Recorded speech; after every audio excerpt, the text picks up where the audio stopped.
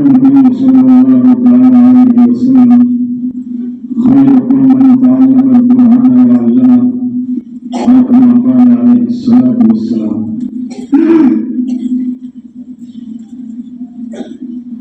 حضرات علماء کرام، مہمانان نظام اور بالخصوص مردہ نشین نوجوان اور بہنوں، اس وقت خصوصاً مستورات کے لیے تفصیل بات کریں گے انشاءاللہ حضرت مولانا محمد امین صاحب.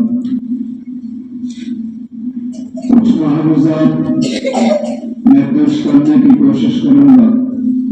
دعا کریں کہ صحیح کہنے اور اللہ تعالی ہم سب کو عمل کرنے کی توفیق عطا فرمائے. بزرگان محترم، اس وقت بڑی مسرت ہوئی، بہت خوشی ہوئی. مکتب کے ان چھوٹے چھوٹے بچوں کے پروگرام کو سن کر اللہ تبارک و تعالیٰ اپنے فضل و کرم سے قبول فرمائے. ماشاء اللہ طلبہ عزیز نے بہت بہترین، بہت دلچسپ اور شاندار پروگرام پیش کیا. طلبہ عزیز کی محنتیں اور ان سے زیادہ ان کے استاذ کی محنتیں قابل مبارکباد ہے. ہم سب کو ان کی حوصلہ افزائی دل کھول کر کرنی چاہیے. اور آپ حضرات میں اور ہماری ماں اور بہنوں نے بچوں کو انعامات سے نوازا، ان کی حوصلہ افزائی کی، یہ بہت خوشی کی بات ہے. ہم جانتے ہیں کہ مکتب کے استاذ لوگ کس قدر محنت کی ضرورت پڑتی ہے. بڑے طلبہ کو پڑھانا تو بہت آسان ہے، ان چھوٹے بچوں کو پڑھانا اور پھر اس طرح پڑھانا جس طرح ان بچوں نے یہاں پروگرام پیش کیا. ماشاء اللہ یہی مکاتب قرآنیہ کا مقصد ہے کہ سمت ادا قرآن کریم کی تلفظ صحیح ہو، ادائیگی صحیح ہو، اس کے ساتھ ساتھ دین شعور بیدار ہو جائے. ہمارے بچوں نے، ہماری بچیوں نے اسی کے لیے ہمارے مدارس کے ساتھ ساتھ مکاتب قرآنیہ کا نظام ہے اور یہ بہت ضروری ہے. میں نے جو آیت کریمہ پڑھی ہے یہ ایک خاص پس منظر کے طور پر مختصر پس منظر بیان کر کے آیت کا ترجمہ کرنے کی کوشش کروں گا. اللہ رب العالمین کے برگزیدہ پیغمبر ہیں حضرت ابراہیم علیہ السلام، اور حضرت ابراہیم علیہ السلام کے نادم بیٹے اور اللہ کے بہت مقرب پیغمبر حضرت اسماعیل علیہ السلام ہے. اور حضرت اسماعیل علیہ السلام ہی کی اولاد میں سے ہم سب کے آقا رحمت للعالمین حضرت محمد مصطفیٰ صلی اللہ تعالی علیہ وسلم نے.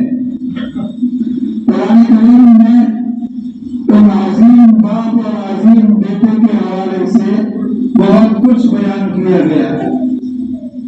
یہاں پر اللہ تبارک و تعالیٰ نے ان کی تذکرہ کرتے ہوئے فرمایا وَإِذْ يَرْفَعُ إِبْرَاهِيمُ الْقَوَاعِدَ مِنَ الْبَيْتِ وَإِسْمَاعِيلُ رَبَّنَا تَقَبَّلْ مِنَّا إِنَّكَ أَنْتَ السَّمِيعُ الْعَلِيمُ. حضرت ابراہیم علیہ السلام نے اور ان کے بیٹے حضرت اسماعیل علیہ السلام نے اللہ کے گھر بیت اللہ شریف کی دیواروں کو اٹھایا. یعنی طوفان نوح کے بعد اللہ تعالیٰ کا گھر جس کو ہم اور آپ بیت اللہ شریف کہتے ہیں، خانہ کعبہ کہتے ہیں، طوفان نوح کے بعد اس کے نشانات مٹ گئے تھے. حضرت جبرائیل علیہ السلام تشریف لائے اور بیت اللہ شریف کے نشانات بتلائے. حضرت ابراہیم علیہ السلام کو، حضرت اسماعیل علیہ السلام کو، اور ان کو اللہ کی طرف سے حکم ہوا کہ بیت اللہ شریف کی دوبارہ تعمیر کرو. چنانچہ اللہ کے حکم کے مطابق حضرت ابراہیم علیہ السلام نے اور ان کے بیٹے حضرت اسماعیل علیہ السلام نے بیت اللہ شریف کی ان دیواروں کو اٹھایا.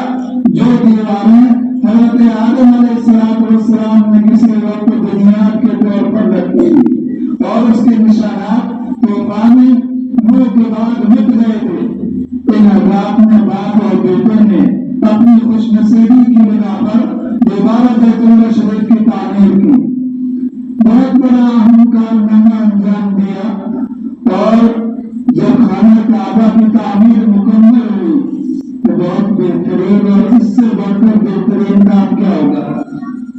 اس سے بہترین کام کیا ہوگا کہ ان خوش نصیب باپ اور بیٹوں نے اللہ کے گھر کی بنیادوں کو دوبارہ بنایا اور دوبارہ تعمیر کیا.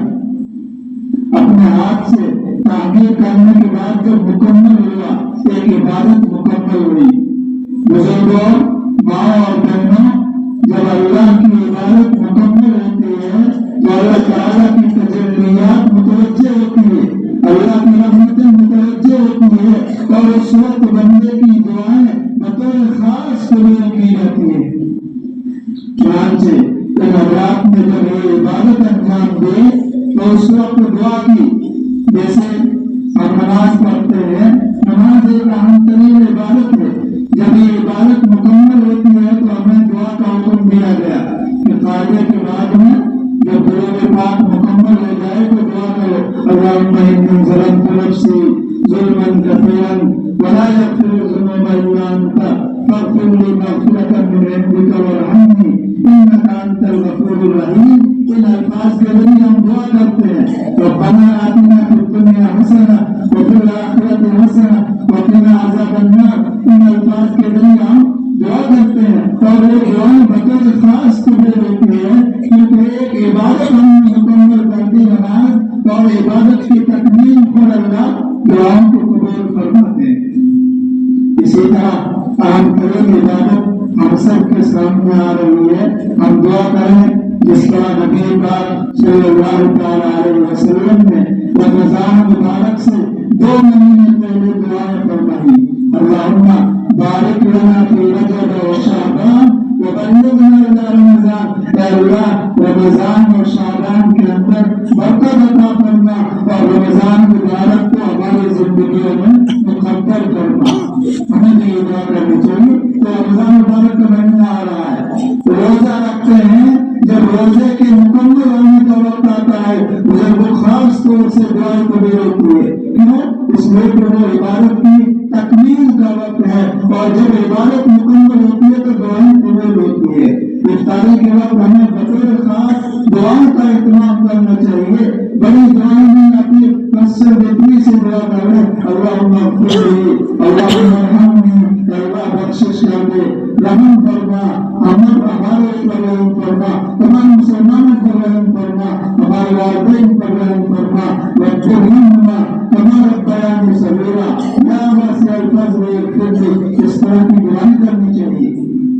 اسی طرح حج بھی اللہ کی ایک مقبول ترین عبادت ہے. جب بندہ حج کرتا ہے تو حج کی تکمیل پر، بلکہ حج کا پورا سفر دعا ہی کا سفر ہے. وہاں تو اللہ تعالیٰ نے عرفات کے میدان میں جہاں تکمیل حج کا اعلان ہوتا ہے وہاں نمازوں کو بھی ایک ساتھ پڑھنے کا حکم دیا اور فرمایا دعا کے لیے اپنے آپ کو فارغ کر دو، بس دعا ہی مانگتے رہو. اس لیے میں کہہ رہا تھا کہ جہاں عبادت مکمل ہوتی ہے وہاں اللہ تعالیٰ بطور خاص دعاؤں کو قبول فرماتے ہیں. قرآن کریم سب سے بڑھ کر عبادت ہے. جب یہ مکمل ہوتا ہے تو مکمل ہونے پر ہمیں خصوصیت کے ساتھ دعائیں کرنی چاہیے. حضرت احمد صلی اللہ تعالیٰ عنہ کا معمول تھا جب اپنا کلام پر مکمل ہوتا تھا، دور پورا ہوتا تھا، اپنے گھر والوں کو اکٹھا کرتے تھے اور دعا فرمایا کرتے تھے.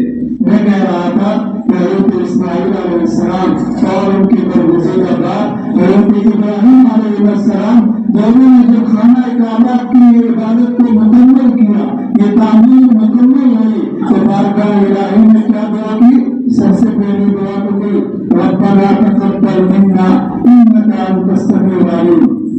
اے اللہ بہت بڑا کام ہو گیا، تیری عبادت بہت بڑی عبادت ہو گئی، خانہ کعبہ کی ہم نے تعمیر کر دی، اس سے بڑھ کر کیا کام ہو. لیکن اے اللہ ہمارا کوئی بس نہیں ہے، آپ کی توفیق سے ہے.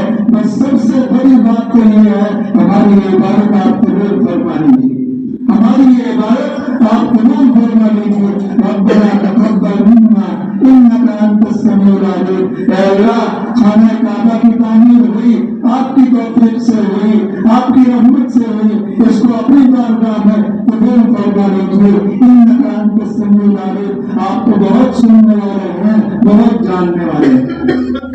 دوسری دعا جو حضرت اسماعیل علیہ السلام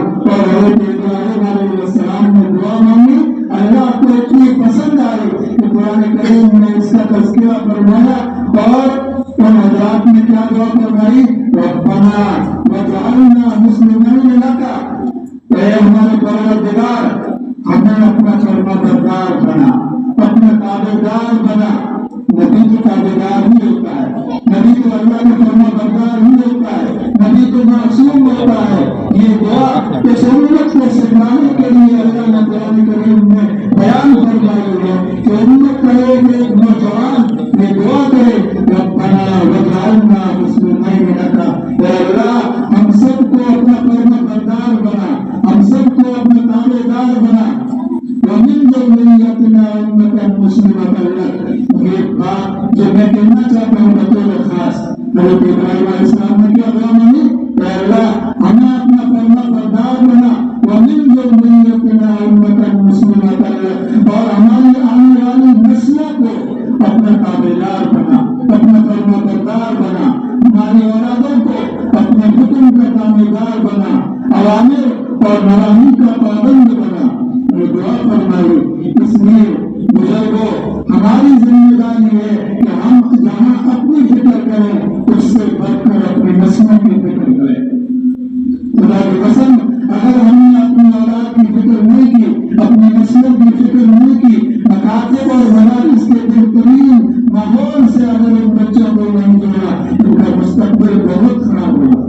اس لیے بزرگوں حضرت ابراہیم علیہ السلام اور حضرت اسماعیل علیہ السلام نے جو دعا فرمائی، اے اللہ ہمیں اپنا فرما بردار بنا، اور اس کے ساتھ ساتھ ہماری آنے والی نسل کو، ہماری آنے والی ذریت کو اپنا فرما بردار بنا۔ بزرگوں ان کو فرما بردار بنانے کا واحد طریقہ اس وقت یہ ہے کہ ہم اپنے نسل کو، اپنی اولاد کو مکاتب قرآنیہ سے جوڑیں، ان کے بہترین نظام کے تحت اپنے بچوں کو تعلیم دلائیں، اپنی بچیوں کو تعلیم دلائیں، اپنے گھر کے اندر دینی ماحول پیدا کریں، تاکہ ان بچوں کے اندر، ان چھوٹے چھوٹے بچوں کے اندر شروع ہونے سے ان کے اندر دینی شعور پیدا ہو۔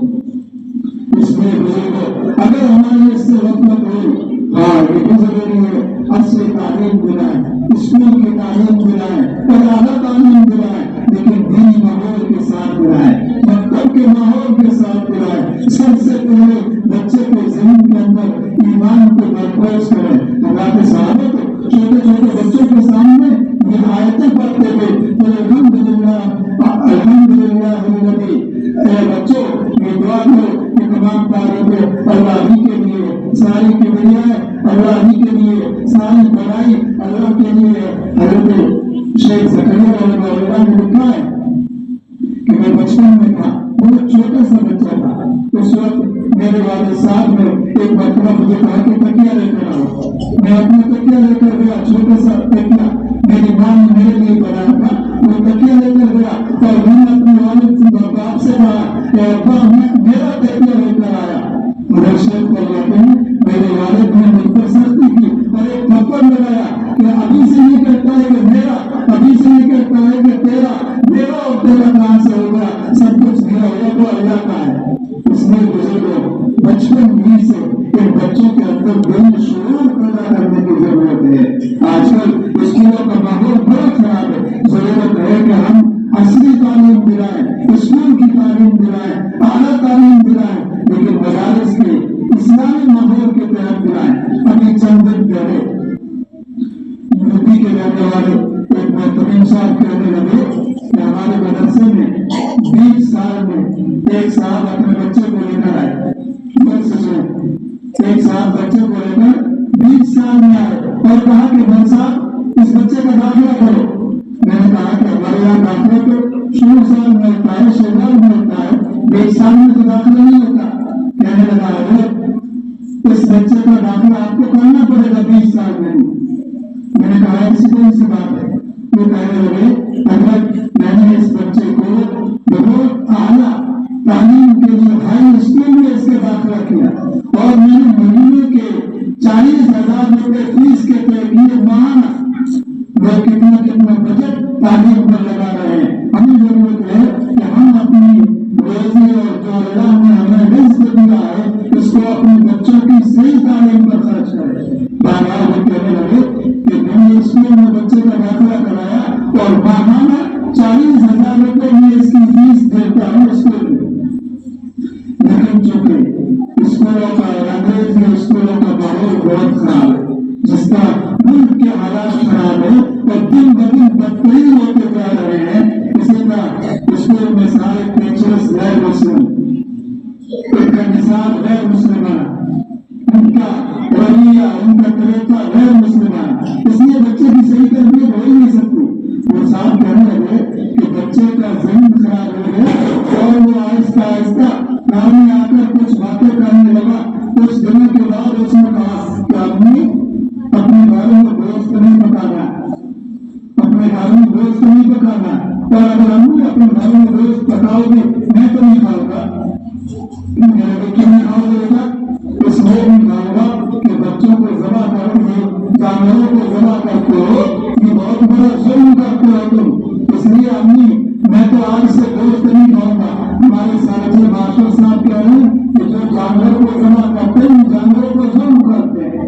इसलिए मैंने समझा कि बच्चे की तरबियत गलत हो रही है, बच्चा गलत रवैश पर जा रहा है, बच्चा इस्लामी माहौल में न आने की वजह से खराब हो रहा है। मुमकिन है अभी मेरे बुजुर्गों इत्तेदाद है, यही इत्तेदाद है, ये बेहतर किया जा रहा है ज़हनी तौर पर, फिक्री तौर पर। हमारे औलादों को जो खालिस और खालिस अंग्रेजी स्कूलों में पढ़ने जाते हैं, अंग्रेजी माहौल में जाते हैं, उनके ईमान की रफ्ता रफ्ता ईमान को खत्म कर दिया जाता है।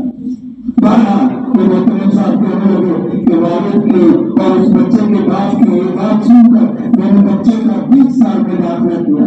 बहरहाल तफसील से मैं बात नहीं करना चाहता, मैं बस सिर्फ ये बात कहकर अपनी बात खत्म करता हूँ कि हमारे मदारिस और मकातब का निज़ाम अल्लाह रब्बुल आलमीन के फज़ल करम से और इन अकादर की तवज्जुहात की बरकत से बहुत शानदार है, बहुत मुनासिब है। अल्हम्दुलिल्लाह इन मकातब के अंदर जो मेहनतें हो रही है, इनके असातिज़ा किराम जो मेहनतें कर रहे हैं, बच्चों के अकायद पर कर रहे हैं, बच्चों की तरबियत की कर रहे हैं, बच्चों के कुरान करीम को सही करा रहे हैं, यही सबसे बड़ा हमारा फरीज़ा है। अगर हमारे मकातब मजबूत रहेंगे इंशाअल्लाह हमारे नस्लों के अंदर दीन महफूज रहेगा, ईमान महफूज रहेगा। इसलिए मेरे माँ और बहनों, अपने बच्चों की तरबियत के हवाले से हम सबको फिक्रमंद होने की जरूरत है, और खासतौर से हमारे भाई और बहनें इस सिलसिले में बेदार होंगे इंशाअल्लाह। कोई बाइक नहीं होगा कि हमारे बच्चे हुसैन अहमद बदरी बनेंगे इंशाअल्लाह। यही बच्चे मौलाना अबुल कलाम आजाद जैसे सुपर सलाह करेंगे इंशाअल्लाह। इसलिए मेरे भाई और बहनों, अपने घर के अंदर दीनी माहौल पैदा करें, अपने बच्चों को जो कुरान करीम मकातब के अंदर सीख कर जाते हैं, और जो नमूना हमारे सामने पेश किया कि इन छोटे छोटे बच्चों ने 40-40 हदीसें ज़बानी याद की है, दुआएं याद की है। ये बहुत छोटी छोटी मामूली चीजें हैं, लेकिन जरूरी है कि हम अपने जिंदगी के अंदर अपनाएं। छोटी छोटी दुआएं हैं, लेकिन उसमें बड़ी बरकतें रखी है। नबी पाक सल्लल्लाहु अलैहि वसल्लम से जो दुआएं मंजूर है, खाने और पीने की, मस्जिद में आने की, घर में दाखिल होने की, घर से निकलने की, सोने के वक्त की, सोकर उठने की, तमाम दुआएं मंजूर और माशाअल्लाह हम सबको सीखने की कोशिश करनी चाहिए। ये छोटे छोटे बच्चे ये दुआएं और हदीसें सीख रहे हैं, माँ और बहनें, हमें भी ये फिक्र करनी चाहिए हम भी ये दुआएं सीखें, कुरान करीम से करें, अपने बच्चों को सुनाएं, अपने बच्चों की सुने। अल्लाह ताला हम सबको अमल करने की तौफीक अता फरमाए, इन मकासद को मजबूत करते रहे। अल्लाह ताला तरक्की अता फरमाए। Thanks for watching. Don't forget to like, comment, share and subscribe to Al Wahid channel.